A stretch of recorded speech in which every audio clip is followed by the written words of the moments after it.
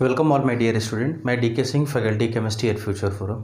ठीक है, आज की क्लास में बेसिकली हम लोग केमिकल काइनेटिक को ही कंटिन्यू करेंगे। तो लास्ट क्लास में केमिकल काइनेटिक्स को हमने स्टार्ट किया था, जिसमें हम लोगों ने rate of reactant, rate of product and rate of reaction, 3 points को हम लोगों ने कवर किया था। एक नोट्स मैंने बताया था कि किसी भी रिएक्शन के रेट को अगर हम निकालते हैं तो स्टाइकोमेट्रिक कोफिशिएंट पे ये डिपेंड करता है। लेकिन अगर हम यहीं कहें कि किसी भी सब्सटेंस के इंडिविजुअल स्पीसीज़ का अगर हमें रेट निकालना है तो वो स्टाइकोमेट्रिक कोफिशिएंट पे डिपेंड नहीं करता है। तो आज की जो क्लास है उसमें हम लोग स्टार्ट करेंगे। मैंने आपको कुछ एग्जांपल्स दिए। एग्जांपल्स लाइक मैंने कहा alpha time A plus beta time B will be equal to some gamma time C plus delta time अगर डी मैंने एक रिएक्शन दिया। बात समझ आ रही कि नहीं आ रही? तो मैंने कहा right the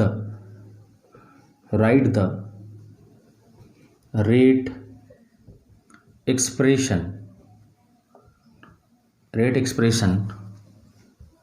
for this reaction.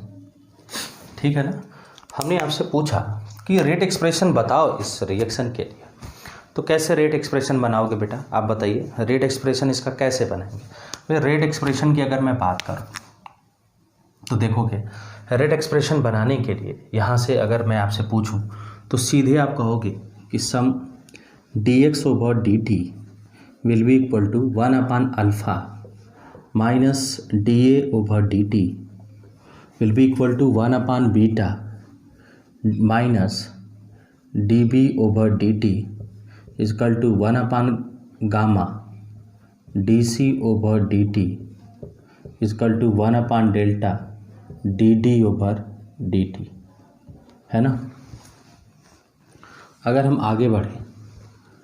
हम इसमें आगे बढ़ें, थोड़ा सा ध्यान से देखिएगा, तो इसको हम आगे क्या लिख सकते हैं? हम लिख सकते हैं कि rate of reaction will be equal to 1 alpha, लिख सकते हैं rate of A will be equal to 1 beta, rate of B is equal to 1 gamma,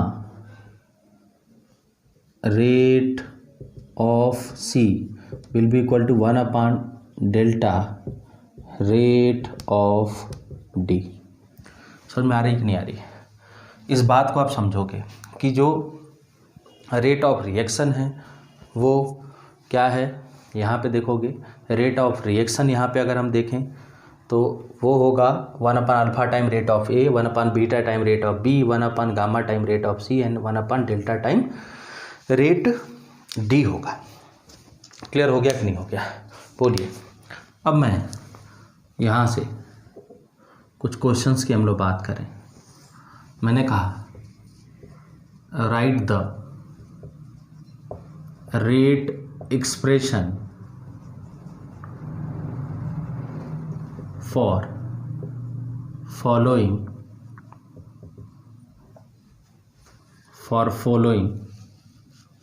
right the rate expression for following reaction. तो अगर हम इसकी बात करें, यहाँ से देखोगे ध्यान से, तो रेट एक्सप्रेशन क्या होता है? रेट एक्सप्रेशन क्या होता है वो आपको मालूम है। इस तरह का एक्सप्रेशन हमें लिखना है।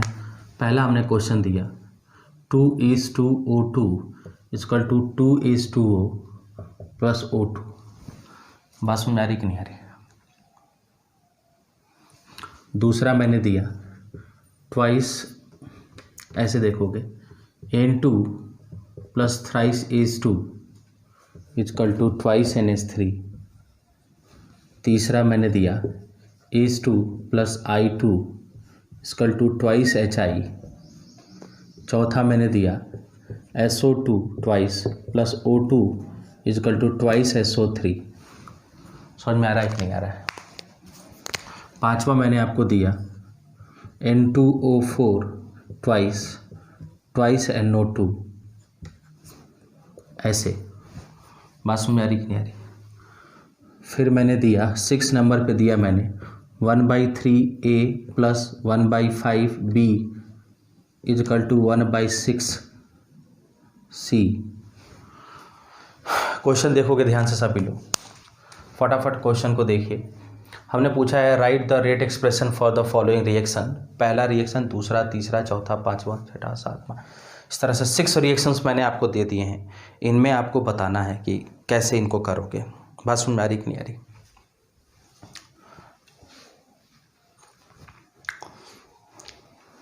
कैसे इनको आप सॉल्व करोगे ये हमें डिस्कस करना है।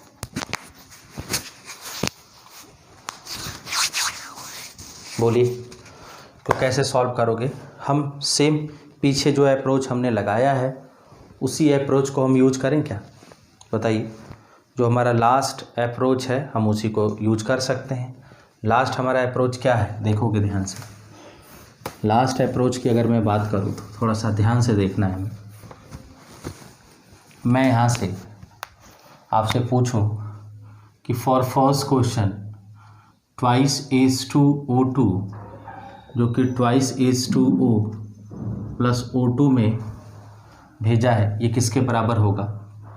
सम dx/dt is equal to 1/2 rate of H2O2 will be equal to 1/2 क्या बेटा? Rate of H2O will be equal to 1/1 लिखोगे रेट ऑफ O2, या इसी को लिख सकते हैं dx/dt will be equal to 1/2 बोलो माइनस d/dt क्या H2O2 will be equal to, यहाँ से हम लिख सकते हैं क्या 1/2 पॉजिटिव साइन आएगा d/dt, यहाँ पे क्या H2O, यहाँ पे होगा dO2/dt। समझ में आ रहा है कि नहीं आ रहा है? क्लियर हो गया? दूसरे को देखें, सेकंड वाले में हम लिख सकते हैं क्या dx/dt is equal to d/dt minus N2 बोलो विल बी इक्वल टू 1/3 क्या माइनस, यहाँ लगा देते हैं, क्या लिख सकते हैं minus dH2/dt will be equal to 1/2 dNH3/dt लिख सकते हैं। समझ में आ रहा है कि नहीं आ रहा है? इसी तरीके से अगर थर्ड की बात करें तो थर्ड फोर्थ कर सकते हो सब। हम लोग डायरेक्ट अब 6 को प्रैक्टिस कर लेते हैं, 6 को कर लेते हैं। 6 क्या होगा? 1/3 क्या होगा बोलो dx/dt इजकल टू 3 टाइम्स क्या माइनस da/dt लिख दें। अरे 1/1/3 क्या होगा? 3 ऊपर जाके हो जाएगा ना, will be equal to 5 into minus dB/dt will be equal to 6 into dC/dt होगा कि नहीं होगा? ये एक्सप्रेशन हुए जिनको हमें डिस्कस करना था। इसको नोट करोगे फटाफट सभी लोग, टाइम वेस्ट नहीं करेंगे, फटाफट हम लोग नोट करेंगे इसको। समझ में आ रहा है कि नहीं आ रहा है?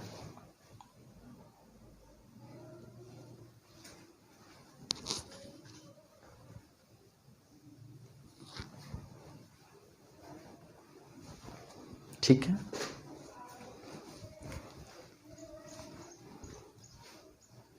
चलो आगे बढ़े, रफ करें इसको। ठीक है, अब हम बात करते हैं, अब हम लोग बात करते हैं, देखोगे हम लोग बात करेंगे यहाँ पे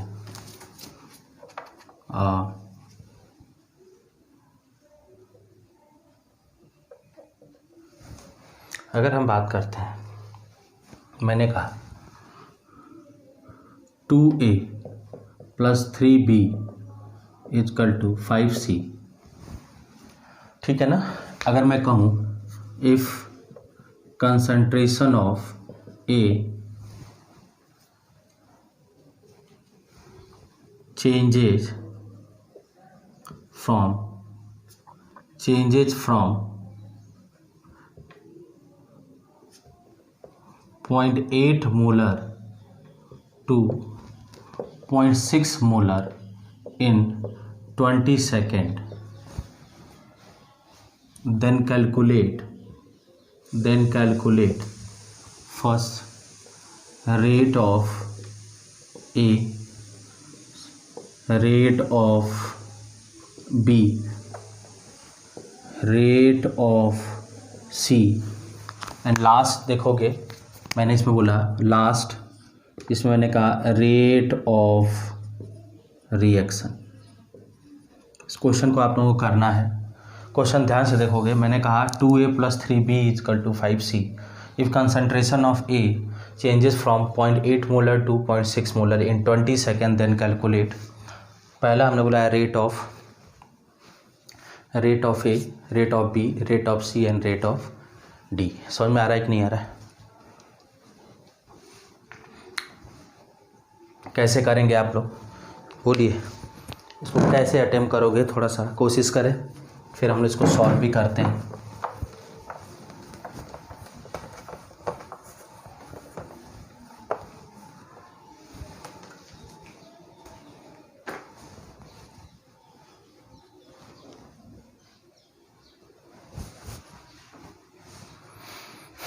बोलिए, सॉल्व करें इसको।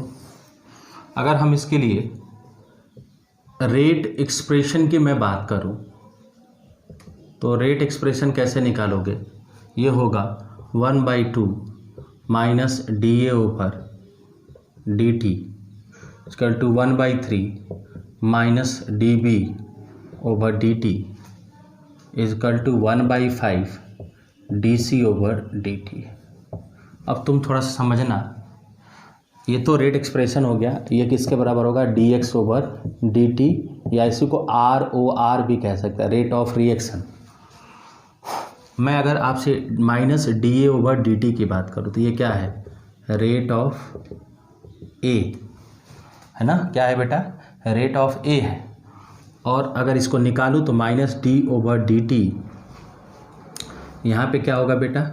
आप सीधे यहाँ पे हम लोग क्या लिख सकते हैं? अगर रेट ऑफ A की मैं बात करूँ तो लिख सकते हैं डेल्टा C, मतलब A के लिए माइनस साइन लगाओ, डेल्टा C/डेल्टा T लिख सकते हैं कि नहीं लिख सकते हैं? आप देखोगे यहाँ पे अगर हम देखें किसके लिए? A के लिए, तो हम माइनस D/dt को बाहर निकाल लेते हैं। A की जगह क्या रखोगे? A की जगह लिख देते हैं कितना? 0.6 माइनस 0.8, ठीक है ना। और T की जगह हम क्या लिख देते हैं? 20। समझ में आ रहा है कि नहीं आ रहा है? तो ये वैल्यू अब D अगर यहाँ से हम देखें तो कितना आएगा? माइनस प्लस कितना? 0.2 डिवाइडेड बाई 20 हो गया कि नहीं हो गया? देख लोगे, मतलब यहाँ से माइनस DA/dt की मैं बात करूँ तो ये होगा कितना? 0.2 डिवाइडेड बाई 200, 0.2 डिवाइडेड बाई 200। समझ में आ रहा है कि नहीं आ रहा है? और इसको अगर हम 10 से मल्टीप्लाई कर दें दोनों साइड तो 2 डिवाइडेड बाई 200 आएगा, 1/100 आएगा, या 0.01 भी बोल सकते हैं इसको। क्लियर हुआ कि नहीं हुआ? 0.0 कह सकते हैं। समझ में आ रहा है कि नहीं आ रहा है? क्लियर हो गया? मतलब माइनस DA/dt की वैल्यू आ गई ना यहाँ से, बोलो बेटा। तो माइनस DB/dt की वैल्यू क्या होगा? अगर माइनस यहाँ से देखो तो इन दो इक्वेशन को ले लो, मतलब यहाँ से हम लिख सकते हैं क्या कि 1/2 minus DA/dt will be equal to 1/3 minus DB/dt। तो यहाँ से अगर मैं माइनस DB/dt की बात करूँ जो कि, और रेट ऑफ B की मैं बात करूँ तो ये किसके बराबर होगा? 3 इधर आ जाएगा, क्या होगा बेटा? 3/2 माइनस DA/dt। माइनस DA/dt की वैल्यू कितनी है? 0.01। 3/2 इंटू 0.01 होगा या कि नहीं होगा? मतलब माइनस DB/dt की वैल्यू आ गई कि नहीं आ गई? ठीक है, आगे बढ़ते हैं। अगर हम आपसे पूछें कि रेट ऑफ C क्या होगा तो DC/dt will be equal to rate of C, जो कि इक्वल होगा, बोलो, 5/2 माइनस DA/dt अब dc/dt की अगर यहाँ से हम वैल्यू निकालें तो ये होगा क्या बेटा 5/2 इंटू 0.01। समझ में आ गया कि नहीं आ गया।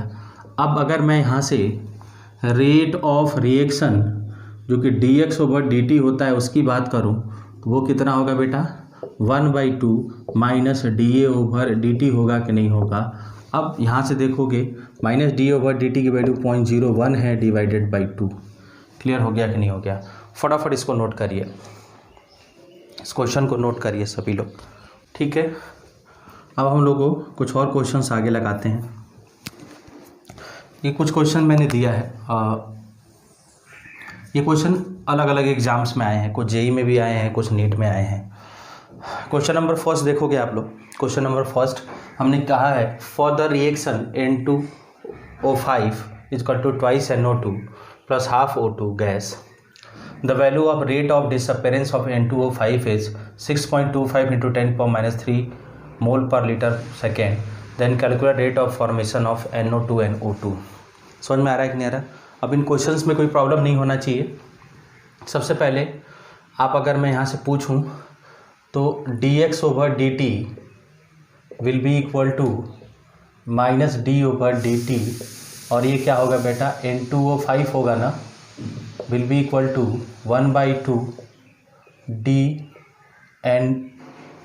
dNO2 by dt will be equal to 2 d/dt times O2 लिख सकते हैं क्या। ये 1/2 ऊपर जाके 2 बन जाएगा, देख लो ध्यान से।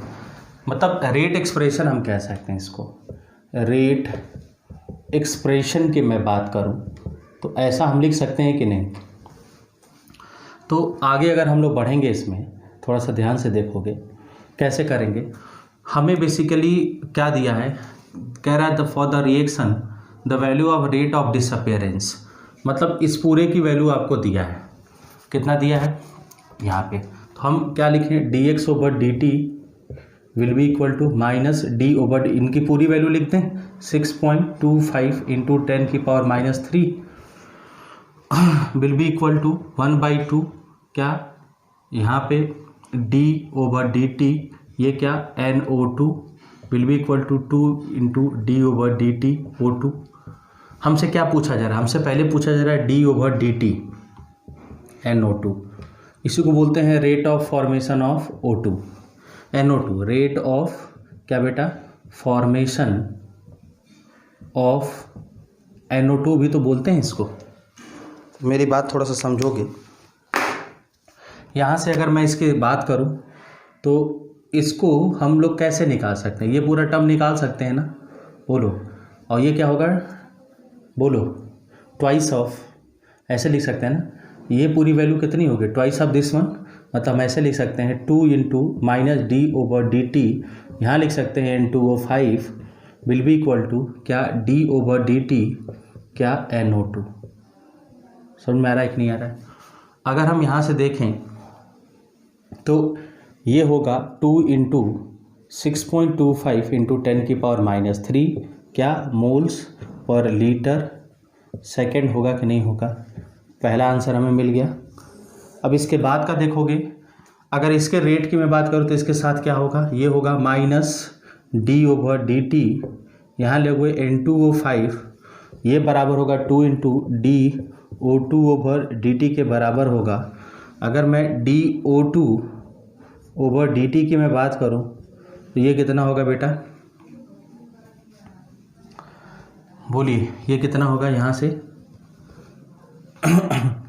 ये होगा यहाँ से हाफ हो जाएगा ना, हाफ ऑफ कितना बेटा 6.25 इंटू 10⁻³ क्लियर होगा कि नहीं हो। इसकी भी यूनिट सेम होगी, इसकी भी यूनिट यहाँ से सेम हो जाएगी। क्वेश्चन को देख सकते हो आप लोग ध्यान से, सभी लोग इस क्वेश्चन को देख सकते हो कैसे हमने किया है इनको सॉल्व। समझ में आ गया। बोलिए क्वेश्चन नंबर फर्स्ट सॉल्व हुआ, क्वेश्चन नंबर फर्स्ट हम लोगों ने सॉल्व कर लिया। नाउ हम क्वेश्चन नंबर सेकंड की तरफ मूव करेंगे। क्वेश्चन नंबर सेकंड में क्या कह रहा है देखोगे ध्यान से। क्वेश्चन नंबर सेकंड में कह रहा है फॉर रिएक्शन 1/2A, ये मैं बताऊं 2008 जेई मेंस का क्वेश्चन है। अगर हम बात करें इन क्वेश्चंस की तो आप कैसे इसको करोगे, थोड़ा सा मेरी बात समझना। देखो बेटा, अगर हम इस क्वेश्चन को कहें ना तो कह रहा है फॉर द रिएक्शन देखोगे क्या है 1/2a will be equal to 2b है ना, तो यहाँ से dx/dt ये अगर मैं बात करूँ तो ये कितना होगा 1/2 1/1/2 2 minus dA/dt will be equal to 1/2 dB/dt। समझ में आ गया कि नहीं आ गया? फटाफट यहाँ से अब देखिएगा आप लोग, अगर यहाँ से हम लोग बात करें तो क्या हमारे पास निर्णय हो सकता है। इसमें पूछा गया है, क्या पूछा गया है, पूछा ये गया है कि rate of disappearance of A is related to rate of disappearance of B. अब rate of disappearance of A क्या होगा माइनस dA/dt, और ये होगा यहाँ से इसको हम यहाँ पे ले जाएंगे, इधर ले जाएंगे, इधर आके डिवाइड हो जाएगा ना, तो कितना होगा 1/4 बोलो dB/dt। यही इनके बीच का रिलेशन होगा। मतलब हम कह सकते हैं rate of disappearance of A will be equal to 1/4 rate of appearance of B. समझ में आ गया? बोलिए, ये बात क्लियर हो गई? ठीक है ना। Disappearance of A 1/4 times appearance of क्या होगा बी हो जाएगा। क्लियर हो गया? बोलो बेटा, ठीक है ना। क्वेश्चन नंबर 2 भी हम लोगों ने कर लिया। अब हम बात करेंगे क्वेश्चन नंबर 3 के लिए। अब हम बात करेंगे क्वेश्चन नंबर 3 की। क्वेश्चन नंबर 3 देखोगे, क्वेश्चन नंबर 3 को आप एक बार फिर से देख लोगे। मैं इसमें थोड़ा सा और मैं बता दूं। मैंने कहा है for formation of ammonia from N2 is to rate of consumption of N2 is क्या बेटा 1.5 × 10⁻³ then calculate rate of reaction. ठीक है ना। क्या पूछा है? Rate of reaction. हम लोग यहाँ सॉल्व करते हैं इस क्वेश्चन को। कैसे करोगे? यहाँ दिया है N2 + thrice H2 = 2 NH3। Question हम इसी को ले लेते हैं। ठीक। अब रिएक्शन ये भी हो सकता है, मतलब रिएक्शन देना भी बहुत ज़रूरी है। ये कैसे प्रूफ होगा? देखो, हम इसको 2N2 + 6H2 will be equal to 4 NH3 भी लिख सकते हैं, या इसको लिख सकते हैं हम क्या बेटा 1/2 N2 + 3/2 H2 will be equal to NH3 भी लिख सकते हैं। मतलब मैंने क्वेश्चन थोड़ा सा और मॉडिफाई किया। अगर इन 3 तरह के रिएक्शंस के लिए निकाला जाए तो क्या रेट ऑफ रिएक्शन एक जैसा ही होगा? भाई जो हम बार बार कह रहे हैं कि rate of reaction is dependent of stoichiometric coefficient, इसको हम चेक कर लेते हैं फ्रॉम दिस इक्वेशन। देखो, पहला जब इक्वेशन यूज करोगे, मैंने तीनों इक्वेशन के लिए सॉल्व करने हैं। अब आपको मैं बता दूं, यहाँ से हम फॉर फर्स्ट की मैं बात करूं तो फॉर फर्स्ट आप लिखोगे क्या dx/dt = माइनस d/dt, यहाँ पे N2 लिखोगे और ये होगा 1/3 माइनस dH2/dt होगा will be equal to 1/2 d/dt, यहाँ पे क्या होगा NH3 होगा, है ना। अब थोड़ा सा ध्यान दोगे, बेसिकली आपको ये दिया है, क्या कह रहा है, in for formation of ammonia from N2 and H2 rate of consumption of O2। The rate of consumption of N2 क्या होगा माइनस dN2/dt।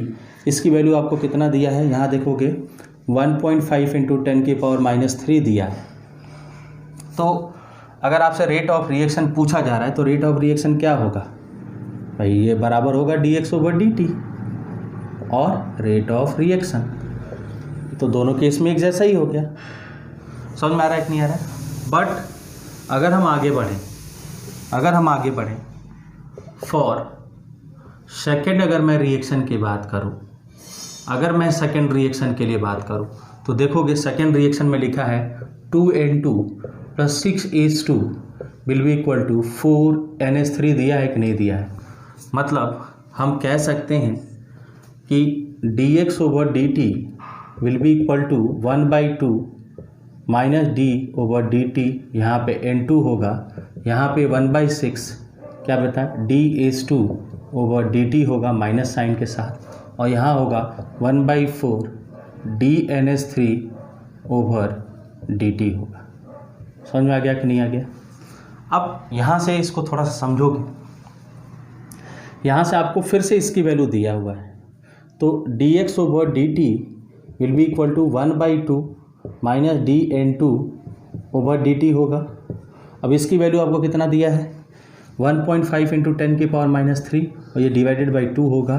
तो dx/dt, और हम रेट ऑफ रिएक्शन की बात करें तो ये कितना होगा बोलो 7.5 × 10⁻⁴ होगा। देखो यहाँ पे आंसर ये था, यहाँ पे आंसर ये है।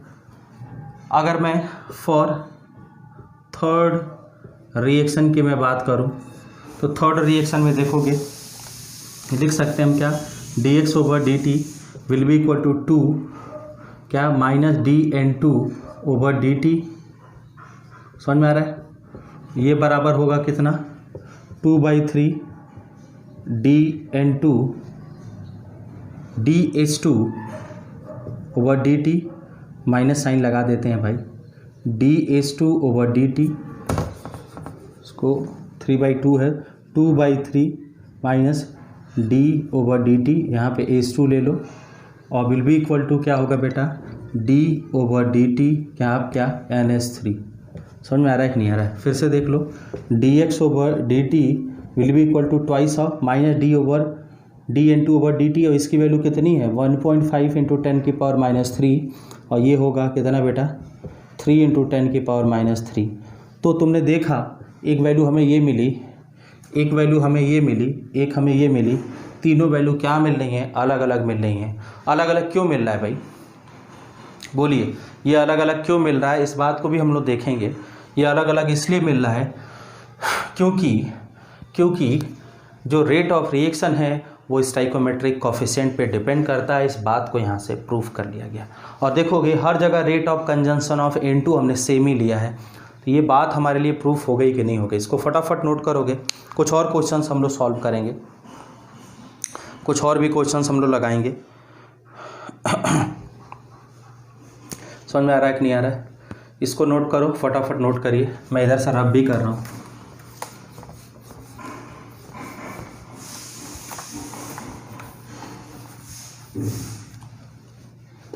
ठीक है बेटा, बोलो, बढ़े आगे। उधर नोट करना। क्वेश्चन है 3A = 5B, 3A = 5B, ये भी गैस है, ये भी गैस है। क्वेश्चन को देखोगे सभी लोग, ये गैसेस स्टेट में है, ये हमारा क्वेश्चन है। क्वेश्चन थोड़ा सा देख लोगे। मैं अगर आपसे पूछूं pressure of A changes from 2 atm to 1.5,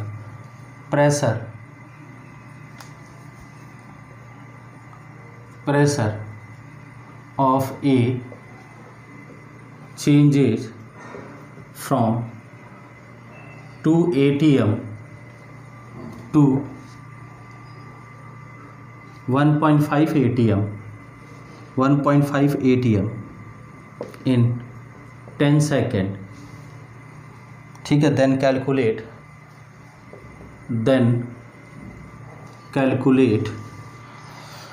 क्या कैलकुलेट करना है, रेट ऑफ रिएक्शन।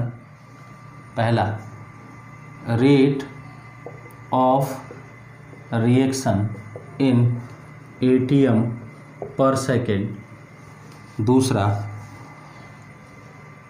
दूसरा मोल पर लीटर सेकेंड,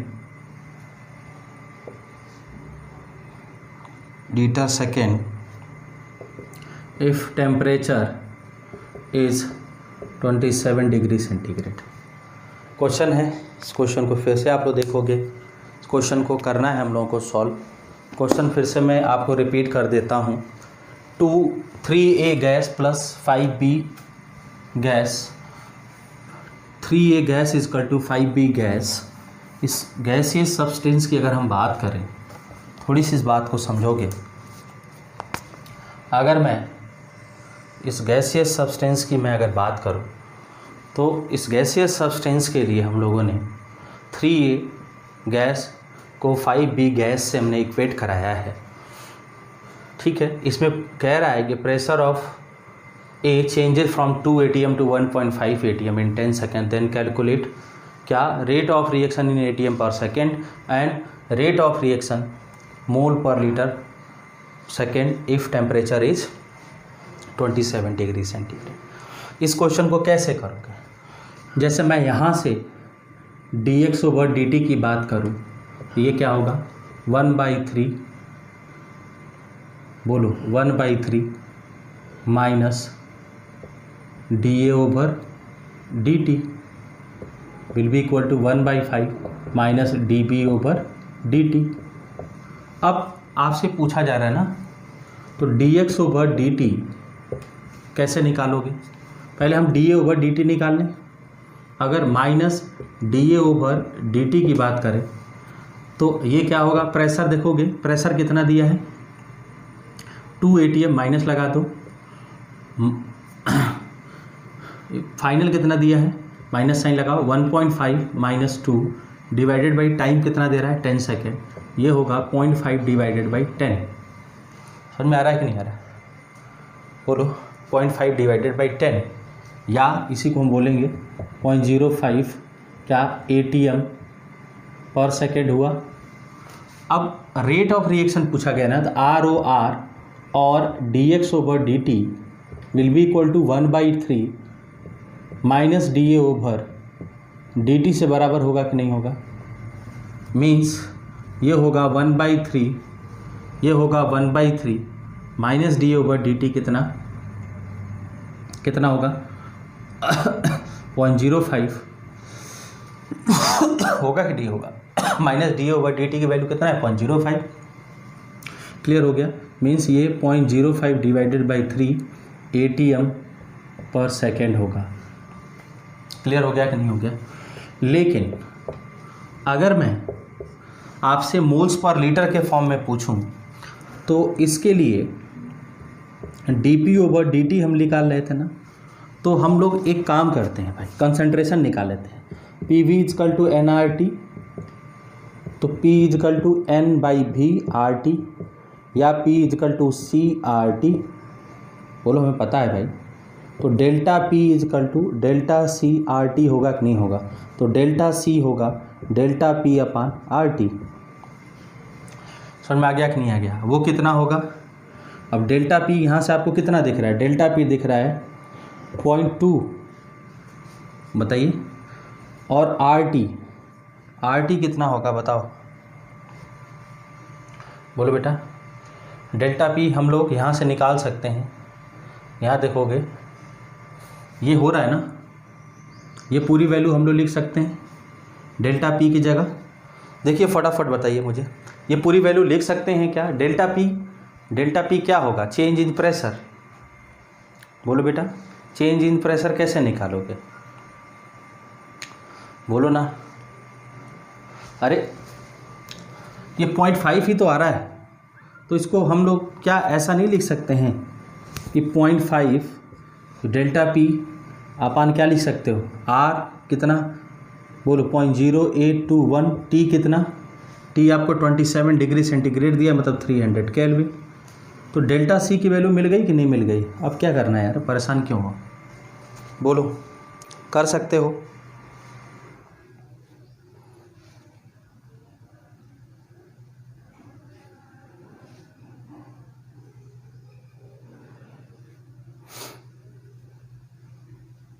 फटाफट बताइए, कर सकते हैं ना?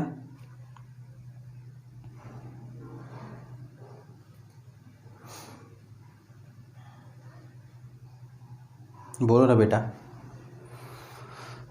अब डेल्टा सी निकल गया तो यहाँ से हम क्या लिख सकते हैं, बोलो। यहाँ से हम लिख सकते हैं dx/dt इजकल टू क्या, यहाँ से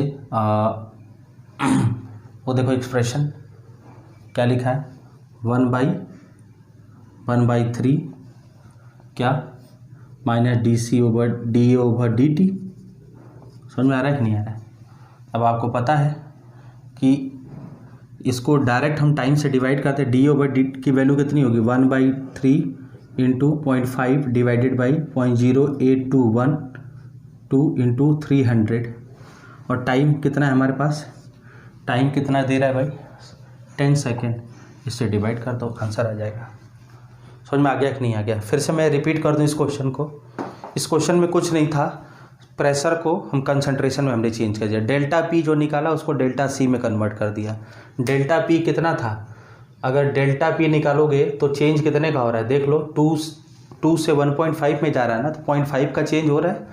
0.5 के चेंज के लिए हमने निकाल दिया। 0.5 यहाँ रखोगे, डेल्टा सी यहाँ रखोगे, आर टी यहाँ रखोगे, डेल्टा सी पॉइंट सी अपन ये हो गया। अब इस डेल्टा सी की वैल्यू हम डायरेक्ट यहाँ पुट कर सकते हैं। बोलो इसकी वैल्यू कितना आएगा, माइनस डेल्टा, इसकी वैल्यू कितनी आएगी, ये पूरी टाइम कितना 10 सेकेंड। इसका 1/3 dx/dt से हमने फॉर्मूले से यूज करके निकाल लिया। समझ में आ गया कि नहीं आ गया। हम लोग डायरेक्ट इसको भी यूज कर सकते थे, मैं आपको बता देता हूँ। इसको भी हम डायरेक्ट यूज कर सकते थे। कैसे यूज कर सकते देखोगे, थोड़ा सा मैं इसको रफ नोट कर लोगे तो मैं थोड़ा सा तुम्हें और क्लियर से समझाता हूँ। इस क्वेश्चन को एक बार और मैं क्लियर कर देता हूँ, इसका दूसरा तरीका भी बता सकता हूँ। एक तो मेथड ये हो गया था। अगर मैं सेकंड मेथड की बात करूँ, थोड़ा समझोगे, हमें ये मिल गया ना, बोलो। तो ये क्या है, डेल्टा पी टाइम के साथ है ना। अब इसको डेल्टा पी अपान टी हम कह सकते हैं। तो ये क्या होगा, डेल्टा सी अपान टी, आर टी होगा कि नहीं होगा, बोलो बेटा। अब डेल्टा पी अपान टी की वैल्यू कितना दिया है आपको, 0.0513। क्लियर हो गया। ये किसके बराबर होगा, डेल्टा सी अपान टी आर टी। तो डेल्टा सी अपान टी की वैल्यू कितना होगा, 0.05 डिवाइडेड बाई 3 इंटू 1/RT होगा कि नहीं होगा। हम यहाँ से भी निकाल सकते हैं और आप देख रहे होगे वहाँ से भी सेम ही वैल्यू बन रही है, 1/3 के साथ मल्टीप्लाई हो रही थी। क्लियर हो गया कि नहीं हो गया। दोनों जगह से तुम आंसर मैच कराओगे, आई थिंक आंसर सेम ही आएगा। क्लियर हो गया। इसको फटाफट नोट करिए, टाइम वेस्ट नहीं करना है।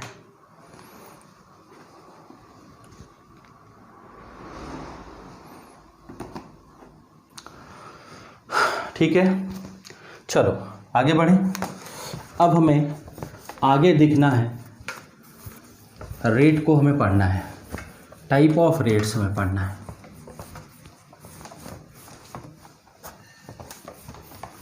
अब हमें पढ़ना है बेटा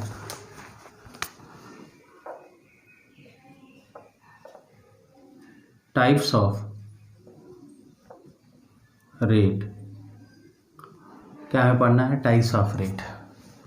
अगर हम टाइप्स ऑफ रेट की बात करें तो उसको हम कैसे करेंगे, बस सुन रही कि नहीं आ रही। तो टाइप्स ऑफ रेट की मैं बात करूं तो एक होता है एवरेज रेट, दूसरा होता है इंस्टेंटेनियस रेट और तीसरा होता है इनिशियल रेट। समझ में आ रहा है कि नहीं आ रहा है। एक होता है एवरेज रेट, दूसरा होता है इंस्टेंटेनियस रेट एंड इसके बाद होता है इनिशियल रेट। मैं आपको बताऊं, अगर मैं एवरेज रेट की बात करूं तो बेसिकली इस रेट की अगर हम लोग बात करें तो बोलते हैं रेट मेजर्ड ओवर, लिख लोगे, rate measured over a finite interval of time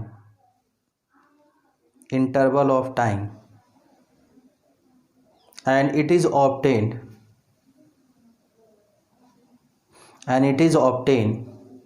by knowing the concentration of substance at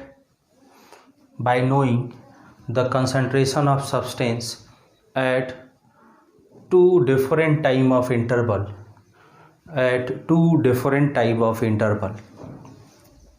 means t is equal to t dash पे C1 है, t is equal to T1 ले लो, T2 पे क्या है बेटा, concentration C2 है। तो अगर मैं आपसे पूछूं कि एवरेज रेट क्या होगा, तो वो होगा C2 minus C1 divided by T2 minus T1, या होगा ये डेल्टा C अपान डेल्टा T। अब इसके पहले हम प्लस माइनस दोनों साइन लगाएंगे, इससे पहले हम लोग प्लस माइनस दोनों साइन लगाएंगे। अगर फॉर आपसे रिएक्टेंट की बात करें तो minus delta C over delta T होगा। समझ में आ रहा है कि नहीं आ रहा है? अगर मैं फॉर प्रोडक्ट की बात करूं तो ये होगा plus delta C over delta T होगा। क्लियर हुआ कि नहीं हुआ भाई? रिएक्टेंट और प्रोडक्ट दोनों के लिए अलग अलग होगा। अब इसको कैसे समझेंगे, किसको कैसे समझोगे? मैं अगर तुम्हें ग्राफ से पढ़ाऊँ तो ग्राफ में आपको मालूम है, मैंने कहा कि ये हमारा कर्व है जो कि रिएक्टेंट के लिए, मैंने कहा ये कंसंट्रेशन C1 है, ये कंसंट्रेशन C2 है, इसके कॉरस्पॉन्डिंग ये टाइम T1 है, इसके कॉरस्पॉन्डिंग ये टाइम T2 है। तो आप देख रहे होगे कि यहाँ पे एवरेज रेट होगा क्या, C2 माइनस C1 अपान क्या बेटा, T2 माइनस T1। बोलो, अब ये है कंसंट्रेशन, ये है टाइम, मीन्स हम यहाँ से लिख सकते हैं क्या, C1 is greater than C2, so average rate will be equal to minus delta C over delta T।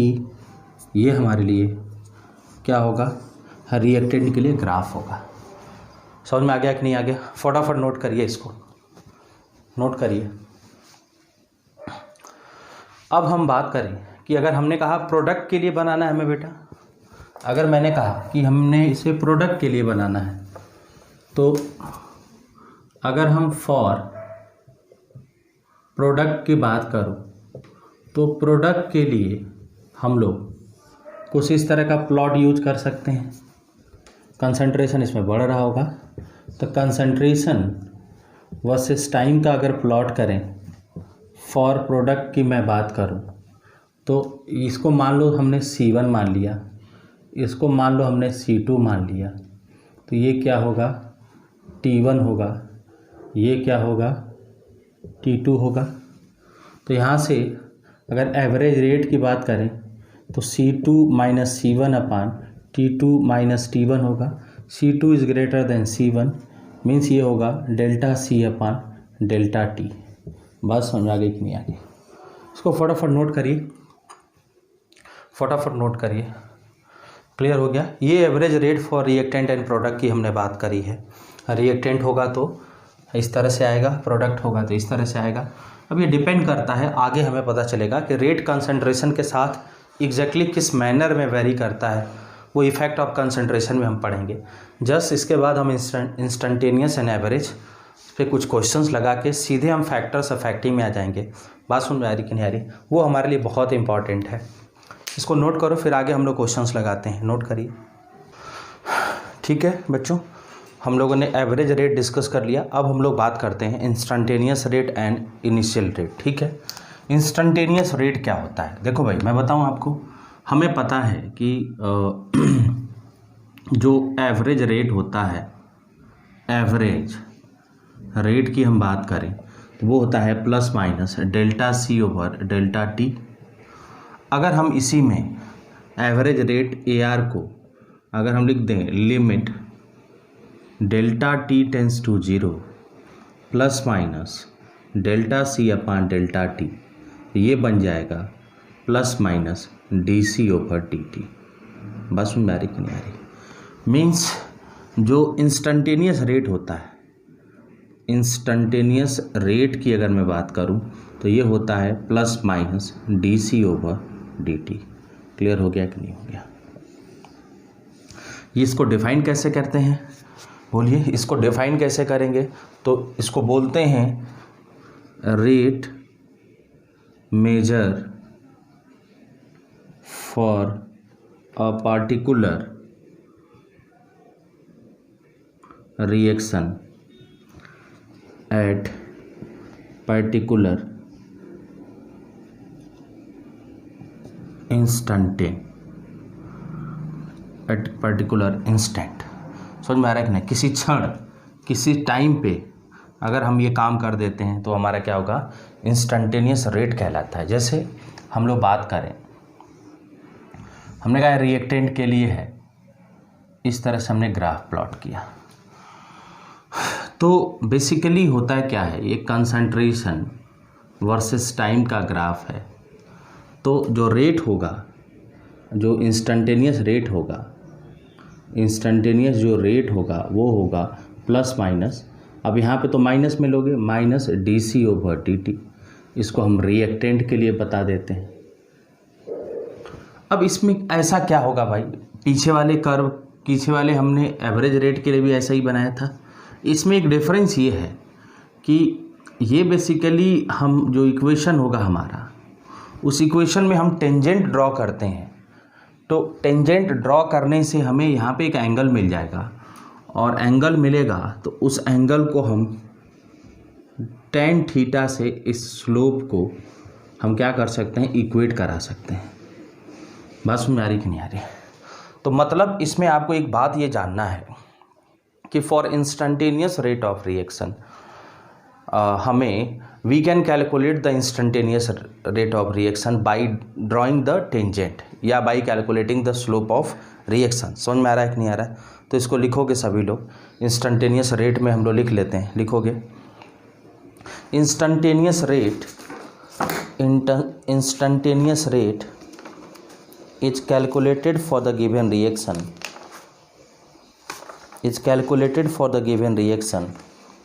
by drawing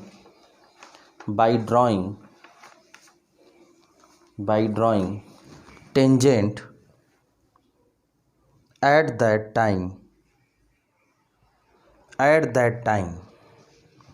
in given graph। समझ में आ रही बात कि नहीं आ रही? बोलिए, बात क्लियर हो गया? मतलब हम इस रेट को कैलकुलेट कर सकते हैं क्या ड्रॉ करके बेटा? एक टेंजेंट ड्रॉ करके इस रेट को हम कैलकुलेट कर सकते हैं। समझ में आ गया? इसको नोट करिए फटाफट, हम लोग आगे बढ़ेंगे इसमें, पहले इतना नोट करिए सभी लोग। अब हम बात करते हैं, अगर प्रोडक्ट के लिए निकालना हो तो उसके लिए भी हम निकाल सकते हैं। बोलो बेटा, अगर प्रोडक्ट के लिए निकालना है तो ग्राफ कैसा होगा भाई? अभी रिएक्टेंट के लिए हमने देखा था, अब प्रोडक्ट की हम बात करें, प्रोडक्ट के लिए हमारा ग्राफ ऐसा होगा। इसके कहीं भी किसी भी पोजीशन पे हम क्या करें? एक टेंजेंट ड्रॉ कर दें। टेंजेंट सपोज ऐसे हमने ड्रॉ किया, इस तरह से टेंजेंट ड्रॉ किया, तो ये जो एंगल आएगा वो थीटा होगा, ठीक है ना? और इसमें भी जो स्लोप होगा वो D C over D T के बराबर होगा, और यही क्या होगा? इंस्टेंटेनियस रेट हुआ, इंस्टेंटेनियस रेट होगा। समझ में आ रहा है कि नहीं आ रहा है? इसको नोट करेंगे सभी लोग, बोलिए, इसको सभी लोग रेट नोट करो इसको, फिर आगे हम लोग बढ़ेंगे। अगला हमारा टॉपिक होगा इनिशियल रेट। नेक्स्ट हमारा जो टॉपिक होगा उसको बोलते हैं हम लोग इनिशियल रेट, और इसी को बोलते हैं हम स्टार्टिंग रेट आ रही बात समझ में, इनिशियल रेट और स्टार्टिंग रेट, इसको बोलते हैं rate of any reaction at t is equal to 0 is called initial rate.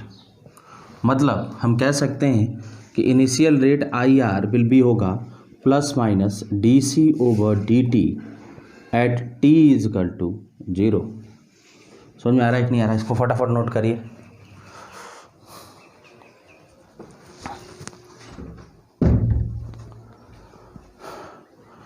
कर लिया नोट? बोलो बेटा। थोड़ा देखोगे इसको। हमने क्या कहा, जो इनिशियल रेट होगा वो हमारा कुछ इस तरह से होगा, है ना। अब हम कुछ क्वेश्चंस लगाते हैं। क्वेश्चन में मैंने कहा for given reaction A is equal to B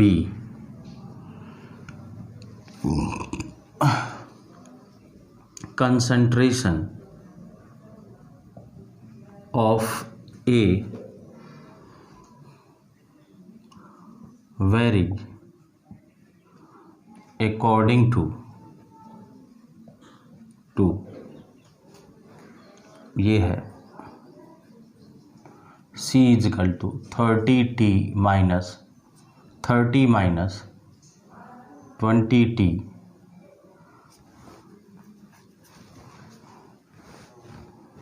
plus 2T square. समझ में आ रहा है क्या हमने दे दिया? फिर से देख लोगे ध्यान से। इसमें हमने दे दिया कि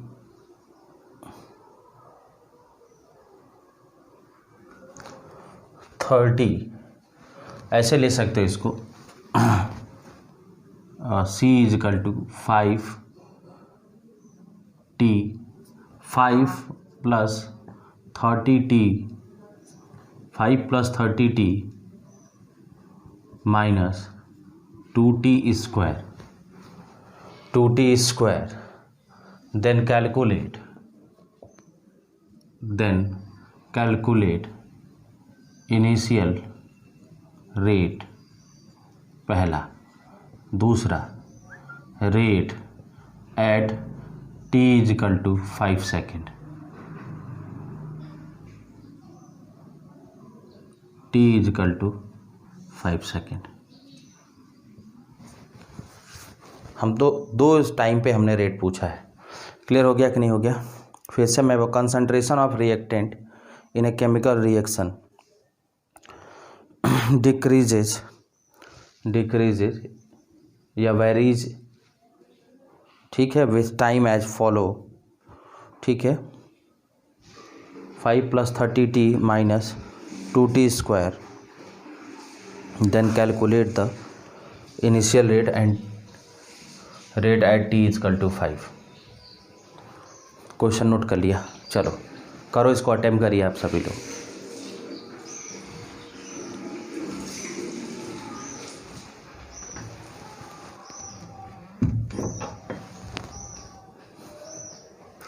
चलो कर लिया होगा आप लोगों ने। देखो कैसे करोगे भाई। C is equal to 5 plus 30T minus 2T square है, तो यहाँ से dc/dt हम निकालें, वो कितना होगा?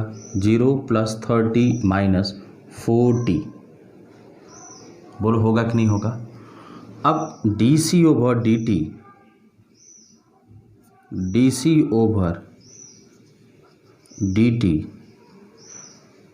एट t इजकल टू 0 क्या होगा? हमारा इनिशियल रेट होगा, IR होगा। मीन्स यहाँ से 30 माइनस 4T एट t 0, तो 0 रख दोगे, कितना होगा? 30। बोलो क्लियर हो गया कि नहीं हो गया? समझ में आ गया? अब पहला पार्ट हो गया। दूसरे में हम dc/dt at t is equal to 5 second calculate कर लें, ये होगा 30 माइनस 5 इंटू कितना 4, समझ में आ रहा है। ये कितना होगा 10। तो ये दोनों आंसर होंगे जिनको हम लोगों ने कर लिया। नोट करो फटाफट इनको।